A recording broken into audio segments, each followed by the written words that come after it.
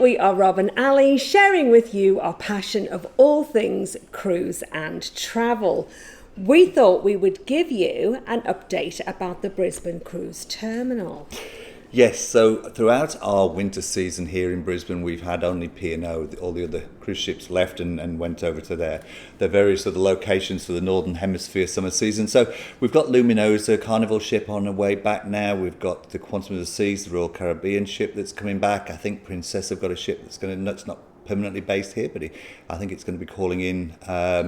So it's we're very going to exciting. All the ships are coming back. It is very exciting, but what it does mean, it puts a lot of pressure on the Brisbane International Cruise Terminal when you've got 3, maybe 4 ships operating, particularly around the car park. The car park, we've never had a problem, I'll be honest with you. But the car park is still limited in spaces.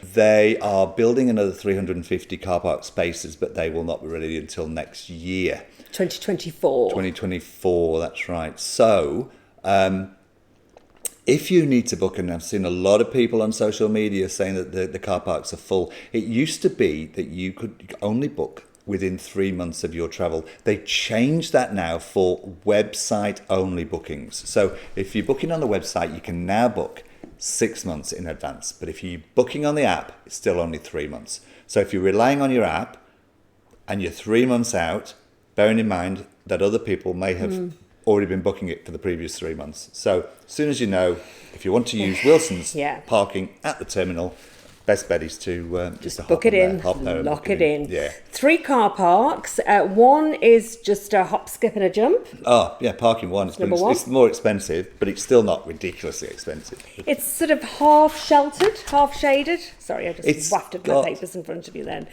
And it has electric car charging. Yeah, it does have panels. It does have shade panels over, and they are metal. They're not shade cloth, but then they've got the solar panels on top. But they're quite high, and if a storm came through, I'm not saying that they would protect your car, but it's something rather than nothing. But you're right, they do have the electric charging stations there as well. I'm not sure how they work. We don't have an electric car. We'll maybe try to find that out actually. So number 2 car park is just slightly away, just a short walk. We normally park in P2. Yeah. And then there's P3. So even parking stuff. It's like, I'm a star. Don't cover my face. I do beg your pardon, darling. So it's not too far away. It is just within walking distance when you've got your cases. However, you know what it's like when you've got all your cases and your hand luggage and everything. What we would recommend is if you're booked in 2 or 3, somebody drop somebody off, or the driver drop everybody off with all the cases. Just stand to the side. There's lots and lots of walkway. They'll just whiz round to the car parking, and then it's very easy. Because it's in the middle of nowhere, the cruise terminal, there's nothing there. So there's no roads to cross or busy traffic or anything like that to get lost. It literally is a single walkway that you just follow. Nice and simple and very safe, but it just, rather than all of you trudging through with your cases. Yeah, that's what we normally do. I'll normally drop out off in the drop-off area, because there is a drop-off area. It's only like a 2-minute drop-off area that you get at the airport. But yeah, you can pull in, stop, leave the cases with somebody, take the car and put it on the car park. And then if you're lucky, the person that you've left the cases, we will actually check them in for you.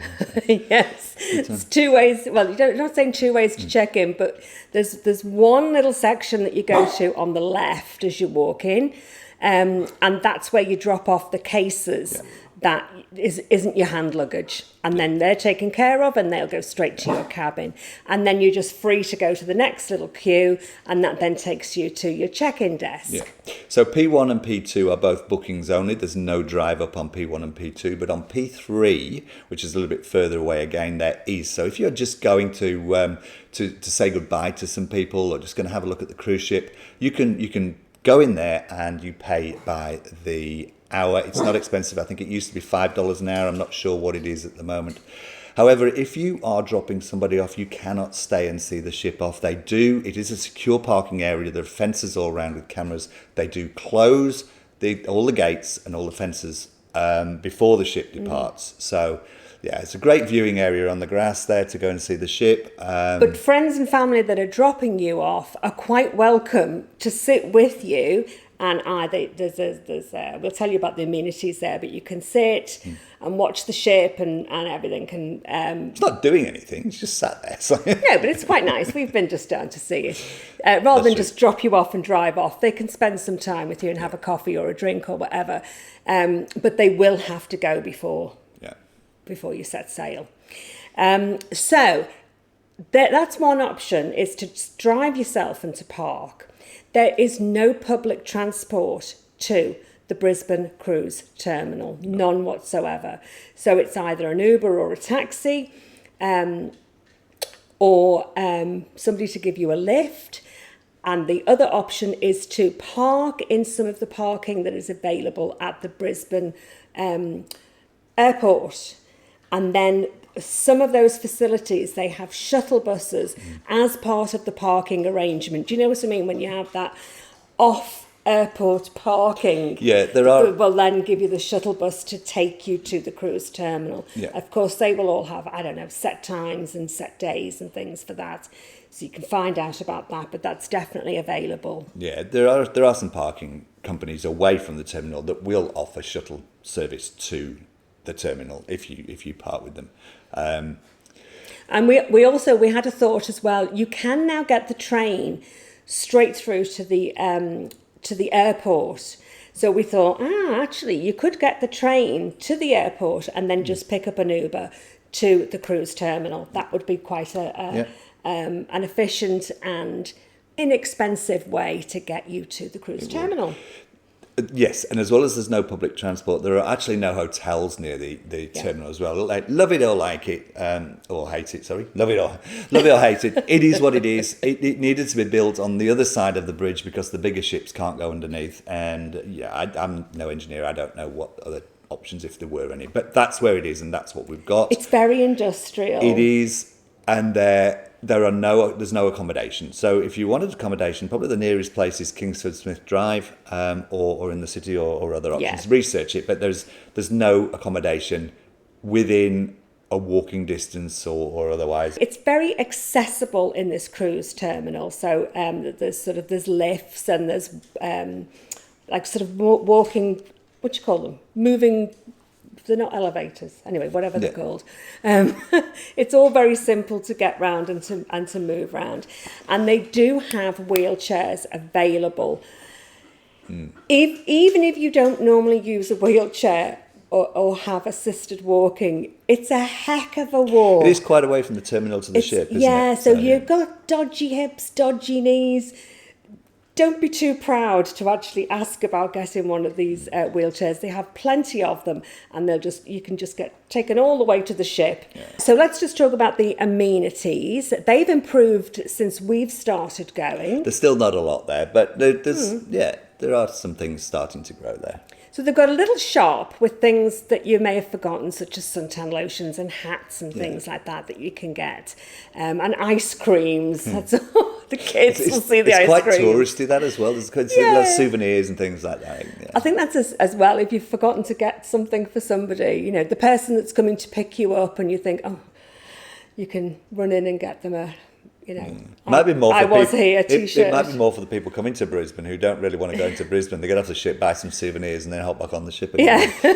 So there's the souvenir shop and the essentials shop, and then now they've opened a cafe there, which is very, very welcome. Rather than the coffee cart, there is a cafe there, but it's a licensed cafe as well. So if you turn up, or if you're not getting on till late and you're there earlier, I think it's just beers and wines, but it'll wet your whistle while you're waiting. Yeah, I don't know what it's got, but there's a seating area. I'm not sure. I don't think you can take it outside of the terminal. I think you have to stay in the terminal. I'm not sure about that, but I would imagine that you can't actually take it outside the terminal. It's nice and clean and airy and bright and looks new. It is a nice place. And got ice creams, coffees, and like I said, it's licensed. Yeah, so that's really nice. And there's a nice grassed area outside as well, isn't there? That's right. You can just go take a few pictures. It's a great That's place to really take nice. pictures of yourself with Yeah. the ship behind you. Absolutely, everybody does that. And then, so just quickly, just a few extra things. There's the TRS. You can explain that. Yes, better there is a than me. tourist refund scheme available at the terminal. It is just as you go through. It's only obviously on your international journeys and voyages, but it's as you go through your passport control. It's over on the left on the back wall. Tourist refund scheme.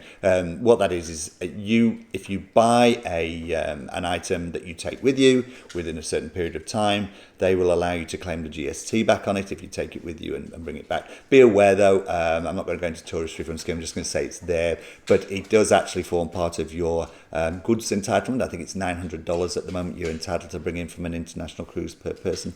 So if you take something out and it's worth $900 and bring it back, you've used up all your import duty free. But it is there through the passport control on the left at the back. So as an example, if you've bought a new set of suitcases, you can go and get your GST back on that, or if you bought a camera or just anything like that, Anything at all. anything at all. So keep your receipts and go and get your GST back.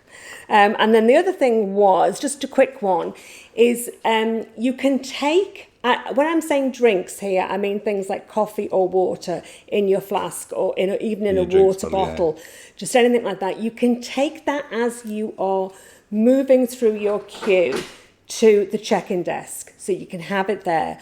Once you've checked in, you then move to the security area, which is where all your bags are checked and you go to the security. They will not let you take even the bottle of water or your flask of water or anything like that. No. It all has to go down the sink. And they have sinks there, so you can have it, and whatever's left, you just have to throw down the sink, and they will check it. And they're quite particular about that. Yeah. So that's just a little heads up, really. That's just the norm. Yeah.